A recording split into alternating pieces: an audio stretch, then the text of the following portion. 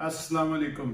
आबिर मकसूद Basra doctor ਸਾਹਿਬ ਦੀ doctor ਤਮਕਨੀ ਸਾਹਿਬਾ ਦੀ ਗੱਲਾਂ ਨੂੰ ਅਸੀਂ ਅੱਗੇ ਲੈ ਕੇ ਚੱਲਦੇ ਹਾਂ। ਉਹਨਾਂ ਦੀ ਵੀਡੀਓ ਸੀ ਇੱਕ ਤਾਜ਼ਾ, ਉਹਦੇ 'ਚ ਉਹ ਦੱਸ ਰਹੀਆਂ ਸਨ ਕਿ ਔਰਤਾਂ ਦੇ ਕਿਹੜੇ ਕਿਹੜੇ ਹਕੂਕ ਨੇ ਕੁਰਾਨ ਦੇ ਮੁਤਾਬਿਕ। ਉਹ ਮੈਂ ਕਿ ਥੋੜਾ ਜਿਹਾ ਉਹ ਵੀ ਕਲੀਅਰ ਕਰਦਾ, ਕਿਉਂਕਿ ਹੁਣ ਮਾਮਲਾ ਜਿਹੜਾ ਹੈ ਮਰਦਾਂ ਔਰ ਔਰਤ ਦੇ ਦਰਮਿਆਨ ਜ਼ਿਆਦਾ ਫਸ ਗਿਆ ਹੋਇਆ ਹੈ। ਫਸਣ ਤੋਂ ਮੁਰਾਦ ਹੈ ਕਿ ਔਰਤਾਂ ਆਪਣੇ ਹਕੂਕ 'ਤੇ ਬਹੁਤ ਜ਼ਿਆਦਾ ਉਹਨੂੰ ਨਾਰੇ ਲਾ ਰਹੀਆਂ ਔਰ ਦੱਸ ਰਹੀਆਂ ਕਿ ਉਹਨਾਂ ਨੂੰ ਕਿਹੜੇ ਕਿਹੜੇ ਹਕੂਕ ਦਿੱਤੇ। ਮਸलन एक हकूक है कि वालिदैन की खिदमत करना औरत की जिम्मेदारी नहीं है इस्लाम के मुताबिक। दूसरा है कि औरत अगर अपने बच्चे को फीड करवाएगी तो वो भी पैसे लैन की हकदार है अपने खामन तो। और इस तरह के एक मतलब ਉਹਦਾ ਕੰਮ सिर्फ ਉਹਦੀ खिदमत करना, बाकी कंबाइंड फैमिली की जिम्मेदारी भी ਉਹਦੀ कोई नहीं। और ये साढ़े कल्चरल इशू है, कल्चरल इशू है, इस्लाम का इशू नहीं है। ਹੁਣ ਇਹਦੇ ਨਾਲ ਨਾਲ ਅਗਰ ਇਹਨੂੰ ਪੂਰੇ ਨੂੰ ਅਸੀਂ ਲੈ ਕੇ ਚੱਲੀਏ ਤੇ ਫਿਰ ਇੱਕ ਦੂਸਰਾ ਪਾਸਾ ਵੀ ਵੇਖਦੇ ਹਾਂ ਕਿ ਅੱਜ ਦੇ ਦੌਰ ਦੇ ਵਿੱਚ ਇੱਕ ਬੰਦਾ ਕਨੀਜ਼ਾ ਖਰੀਦ ਕੇ ਆਪਣੇ ਮਾਪਿਓ ਦੇ ਕੋਲ ਛੱਡ ਕੇ ਉਹਨਾਂ ਦੀ ਖਿਦਮਤ ਕਰਵਾ ਸਕਦਾ? ਨਹੀਂ। ਅੱਛਾ, ਕਿ ਉਹ ਕਿਸੇ ਔਰਤ ਦੇ ਨਾਲ ਕਮਿਟਮੈਂਟ ਕਰਕੇ ਕਿ ਤੂੰ ਮੇਰੇ ਵਾਲਿदैन ਦੀ ਖਿਦਮਤ ਕਰਨੀ ਹੈ, ਦੂਸਰੀ ਜਾਂ ਤੀਸਰੀ ਸ਼ਾਦੀ ਕਰ ਸਕਦਾ ਹੈ? ਉਹ 'ਚ ਵੀ ਤੂੰ ਜੀਣ ਨਹੀਂ ਦੇਣਾ, ਉਹ ਵੀ ਤਾਂ ਇਸਲਾਮ ਨੇ ਹੱਕ ਦਿੱਤਾ ਹੈ।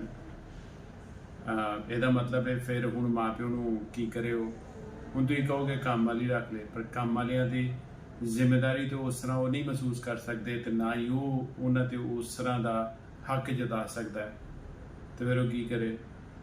ਅੱਛਾ, ਹੁਣ ਜਿਹੜੀਆਂ ਬੰਦੀਆਂ ਹੁੰਦੀਆਂ ਸਨ, ਜਿਹੜੀ ਕਨੀਜ਼ਾਂ ਹੁੰਦੀਆਂ ਸਨ, ਜਿਹੜੀ ਉਹ ਖਰੀਦਦਾ ਸੀ, ਉਹਦੇ 'ਤੇ ਜ਼ਾਹਿਰ ਉਹਦਾ ਡੈਫੀਨੇਟ ਰਾਈਟ ਜ਼ਿਆਦਾ ਹੁੰਦਾ ਸੀ ਤੇ ਉਹਨਾਂ ਕੋ ਜ਼ਿਆਦਾ ਖਿਦਮਤ ਦੀ ਖਵਾਹਿਸ਼ ਰੱਖਦਾ ਸੀ ਆਪਣੇ ਵਾਲਿदैन ਦੀ, ਔਰ ਉਹਨਾਂ 'ਤੇ ਰੋਕ ਸ਼ੋਕ ਵੀ ਪਾ ਸਕਦਾ ਸੀ। ਹੁਣ ਦੂਸਰੀ ਤਰਫ ਤੋਂ ਹੀ ਉਹਦੇ ਸਾਰੇ ਰਾਈਟਸ ਜਿਹੜੇ ਨੇ, ਜਿਹੜੇ ਉਹਨਾਂ ਜ਼ਿੰਮੇਦਾਰੀਆਂ ਦੀ ਬਦੌਲਤ ਮਰਦ ਨੂੰ ਮਿਲੇ ਹੋਏ ਸੀ, ਉਹਦੇ ਤੋਂ ਹੀ ਲੈ ਲਓ। ਔਰ ਉੱਧਰੋਂ ਤਮਾਮ ਜਿਹੜੇ ਤੁਹਾਡੇ ਰਾਈਟਸ ਨੇ, ਜਿਹੜੇ ਉਹਨਾਂ ਜ਼ਿੰਮੇਦਾਰੀਆਂ ਦੀ ਵਜ੍ਹਾ ਨਾਲ ਤੁਹਾਨੂੰ ਮਿਲੇ ਹੋਏ ਸੀ, ਕਿਉਂਕਿ ਹਮੇਸ਼ਾ ਰਾਈਟਸ ਐਂਡ ਡਿਊਟੀਜ਼ ਹਮੇਸ਼ਾ ਇੱਕ ਦੂਸਰੇ ਦੇ ਨਾਲ ਹੁੰਦੀਆਂ।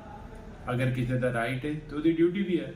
अगर तुम कलिया ही घर च रहना चाहती हो और मर्द को कोई दूसरी शादी तीसरी शादी की इजाजत नहीं देना चाहती, तो फिर वो सारे काम भी तुम करने ने जोड़े वो मुख्तलिफ औरतों च वंड के करवा सकता सी।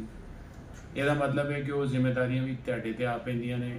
हुण इहनूं घमेरा घमूरा पा के इस्लाम ते ना ले आइए। हुण दूसरा रह गया है ਕੰਬਾਈਨਡ ਫੈਮਿਲੀ ਸਿਸਟਮ। ਸਿਰਫ ਸਾਡੇ ਕਲਚਰ ਦਾ ਹਿੱਸਾ, ਇਸਲਾਮ ਦਾ ਇਹਦੇ 'ਚ ਨਹੀਂ ਹੈ। ਬਈ ਗੱਲ ਹੈ ਕਿ ਅੱਜ ਵੀ ਜੇ ਲੋਕ ਇਹ ਸਮਝਦੇ ਨੇ ਕਿ ਉਹ ਜਦੋਂ ਜਿਵੇਂ ਪਹਿਲੇ ਇਸਲਾਮ ਦੇ ਦੌਰ ਦੇ ਵਿੱਚ ਲੋਕ ਇੱਕ ਜਗ੍ਹਾ ਮਕਾਨ ਬਣਾਉਂਦੇ ਸੀ, ਉੱਥੇ ਰਹਿੰਦੇ ਸੀ, ਮੁਹੱਲੇ ਦਾ ਮਹੱਲਾ, ਇਲਾਕੇ ਦਾ ਇਲਾਕਾ ਜਿਹੜਾ ਸੀ ਇੱਕ ਹੀ ਕਬੀਲੇ ਦਾ ਔਰ ਇੱਕ ਹੀ ਖਾਨਦਾਨ ਦਾ ਹੁੰਦਾ ਸੀ, ਤੇ ਉਹ ਕੰਬਾਈਨਡ ਹੀ ਹੁੰਦਾ ਸੀ। ਜਿਵੇਂ ਪਿੰਡਾਂ ਦੇ ਵਿੱਚ ਆਰਾਮ ਨਾਲ ਦੋ ਕੁੱਲੀਆਂ ਪਾ ਲਓ ਬਾਹਰ ਪੈਲੀ 'ਚ ਕੱਢ ਨਿਕਲ ਕੇ, ਕੋਈ ਔਖਾ ਕੰਮ ਨਹੀਂ ਸੀ। ਮਿੱਟੀ ਸ਼ਿੱਟੀ ਦੀਆਂ ਕੰਧਾਂ ਬਣਾਓ ਤੇ ਅੱਲਾ ਲਾ ਖੈਰ ਚਲਾ।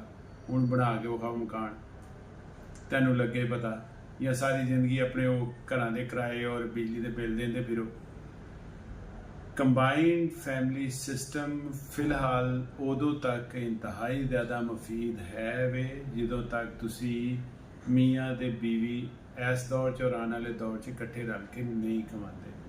ਫਿਰ ਵੀ ਬਹੁਤ ਸਾਰੀਆਂ ਚੀਜ਼ਾਂ ਜਿਹੜੀਆਂ ਰਹਿ ਜਾਣੀਆਂ ਨੇ, ਜਿਹੜੀਆਂ ਤੁਸੀਂ ਕੰਬਾਈਨਡ ਫੈਮਿਲੀ ਦੇ ਵਿੱਚ ਹਾਸਲ ਕਰ ਸਕਦੇ ਹੋ। ਔਲਾਦ ਜਿਹੜੀ ਬੱਚੇ ਨੇ, ਉਹਨਾਂ ਨੂੰ ਚਾਚੇ ਬਾਬਿਆਂ ਦਾ ਪਿਆਰ ਜਿਹੜਾ ਉਹ ਸਭ ਤੋਂ ਖੂਬਸੂਰਤ ਰਿਸ਼ਤੇ ਜਿਹੜੇ ਨੇ, ਜਿਹੜੇ ਉਹਨਾਂ ਦੇ ਕਜ਼ਨਸ ਨੇ, ਉਹਨਾਂ ਦੇ ਨੇੜੇ ਤੇ ਦੂਰ ਦੇ ਰਿਸ਼ਤੇਦਾਰ ਨੇ, ਉਹ ਉਹਨਾਂ ਨੂੰ ਐਸੇ ਫੈਮਿਲੀ 'ਚ ਲੱਭਦੇ ਨੇ।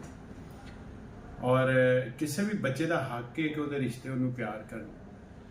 ਤੇ ਅਸੀਂ, ਮੇਰਾ ਖਿਆਲ ਹੈ ਐਸੇ ਦੁੱਖ ਦੇ ਵਿੱਚ ਕਿ ਅਸੀਂ ਕੰਬਾਈਨਡ ਫੈਮਿਲੀ 'ਚ ਨਹੀਂ ਰਹਿਣਾ ਚਾਹੁੰਦੇ, ਉਹਦੀ ਵਜ੍ਹਾ ਅਸੀਂ ਉਹਨਾਂ ਦੇ ਬਹੁਤ ਸਾਰੇ ਹੱਕ ਬੱਚਿਆਂ ਦੇ ਵੀ ਖੋਨੇ ਆ, ਉਹਨਾਂ ਦੀ ਤਰਬੀਅਤ ਦਾ ਬਹੁਤ ਸਾਰਾ ਹਿੱਸਾ ਅਸੀਂ ਖੋਹ ਲੈਂਦੇ ਹਾਂ। ਹੁਣ ਅੱਗੇ ਚੱਲਦੇ ਹਾਂ। ਔਰਤ ਦੇ ਹਵਾਲੇ ਦੇ ਨਾਲ ਬੜੀ ਇੱਕ ਵਾਧਿਆ ਗੱਲ ਹੈ ਕਿ ਔਰਤ ਦਾ ਵੱਡਾ ਤੇ ਵਾਧਿਆ ਦੁਸ਼ਮਣ ਜਿਹਨੂੰ ਮਰਦ ਨੂੰ ਬਣਾਇਆ ਗਿਆ ਹੋਇਆ, ਜ਼ਰਾ ਥੋੜ੍ਹਾ ਜਿਹਾ ਅਸੀਂ ਖੋਲ੍ਹ ਕੇ ਵੇਖੀਏ ਤੇ ਔਰਤ ਦੀ ਸਾਰੀ ਦੁਸ਼ਮਣੀਆਂ ਔਰਤ ਦੀ ਵਜ੍ਹਾ ਨਹੀਂ ਹੈਗੀਆਂ।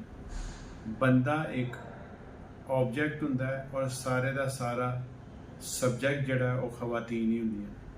ਮਸਲਨ ਮਾਂ ਦੇ ਕਹਿਣ ਤੇ ਬੁੱਢੀ ਨਾਲ ਲੜ ਪਿਆ, ਬੇਗਮ ਦੇ ਕਹਿਣ ਤੇ ਮਾਪਿਓ ਘਰੋਂ ਕੱਢਤੇ, ਜਾਂ ਬੇਗਮ ਦੇ ਕਹਿਣ ਤੇ ਭੈਣਾਂ ਨਾਲ ਲੜ ਪਿਆ, ਭੈਣਾਂ ਦੇ ਕਹਿਣ ਤੇ ਬੇਗਮ ਨਾਲ ਲੜ ਪਿਆ। ਹੁਣ ਮਰਦ ਦੇ ਵਿਚਾਰਾ ਇਮੋਸ਼ਨਲ ਆਬਜੈਕਟ, ਉਹ ਕਦੀ ਇਹਨਾਂ ਕੋ ਇਮੋਸ਼ਨਲ ਹੋ ਗਿਆ, ਕਦੀ ਉਹਨਾਂ ਕੋ ਇੰਬੈਲੈਂਸ ਰਿਹਾ, ਤੇ ਉਹ ਬੜੇ ਮਸਾਇਲ ਉਹਦੇ ਪੈਦਾ ਹੁੰਦੇ ਨੇ। ਉਹ ਔਰਤਾਂ ਹੀ ਕੋਸ਼ਿਸ਼ ਕਰਦੀਆਂ ਕਿ ਉਹਨੂੰ ਬੈਲੈਂਸ ਨਾ ਰਹਿੰਦੀ। ਇਹਦਾ ਮਤਲਬ ਹੈ ਸਭ ਤੋਂ ਵੱਡੀ ਔਰਤ ਦੀ ਦੁਸ਼ਮਣ ਔਰਤ ਹੀ ਹੈ, ਕਿਉਂਕਿ ਔਰਤ ਨੂੰ ਔਰਤ ਤੇ ਤਰਸ ਨਹੀਂ ਆਉਂਦਾ, ਮਰਦਾਂ ਨੂੰ ਬੜਾ ਆ ਜਾਂਦਾ ਹੈ। ਯਕੀਨ ਕਰੋ, ਔਰਤ ਤੇ ਤਰਸ ਨਹੀਂ ਖਾਂਦੀ। ਜਿੰਨੀ ਇੱਜ਼ਤ, ਜਿੰਨੀ ਹਯਾ ਮਰਦ ਔਰਤਾਂ ਨੂੰ ਦਿੰਦਾ, ਕੋਈ ਵੀ ਨਹੀਂ ਦਿੰਦਾ। ਅੱਜ ਵੀ ਮੁਆਸ਼ਰੇ ਦੇ ਵਿੱਚ ਵੱਡੇ ਤੋਂ ਵੱਡੇ ਜ਼ੁਲਮ ਤੋਂ ਬਾਅਦ ਵੀ ਇੱਜ਼ਤ ਦੀ ਗੱਲ ਕੀਤੀ ਜਾਂਦੀ ਤੇ ਔਰਤ ਦੀ ਕੀਤੀ ਜਾਂਦੀ, ਕਿ ਫਲਾਣੇ ਦੀ ਅਗਰ ਦੁਸ਼ਮਣ ਦੀ ਵੀ ਔਰਤ ਆਈਏ ਤੇ ਉਹਦੀ ਇੱਜ਼ਤ ਕਰਨੀ ਹੈ, ਉਹਦੇ ਸਿਰ ਤੇ ਚਾਦਰ ਦੇਣੀ ਹੈ।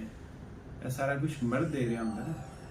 ਔਰ ਅਗਰ ਉਹ ਔਰਤ ਦੇ ਸਿਰ ਦੇ ਉੱਤੇ ਹੋਏ ਔਰ ਦੁਸ਼ਮਣੀ ਔਰਤ ਦੇ ਸਿਰ ਤੇ ਹੋਏ ਤੇ ਉਹ ਤਾਂ ਕਦੀ ਨਾ ਦੇਵੇ। ਲਓ ਜੀ, ਅੱਜ ਦੀ ਗੱਲ ਇੱਥੋਂ ਤੱਕ। ਹੁਣ ਮੈਂ ਚਾਹੁੰਦਾ ਤੁਹਾਡੇ ਕੋਲ ਇਜਾਜ਼ਤ। ਇਹ ਸਾਡੇ ਕੋਲ ਗ੍ਰੀਨਿਸ਼ ਕੁੜਤਾ ਪੈ ਚਲਾ, ਇਹ 3000 ਦਾ maqsood.pk ਤੋਂ ਫ੍ਰੀ ਹੋਮ ਡਿਲੀਵਰੀ ਤੁਹਾਨੂੰ ਮਿਲੇਗਾ। maqsood.pk ਜ਼ਰੂਰ ਵਿਜ਼ਿਟ ਕਰੋ, MAQSOOD.pk। ਅੱਲਾ ਹਾਫਿਜ਼।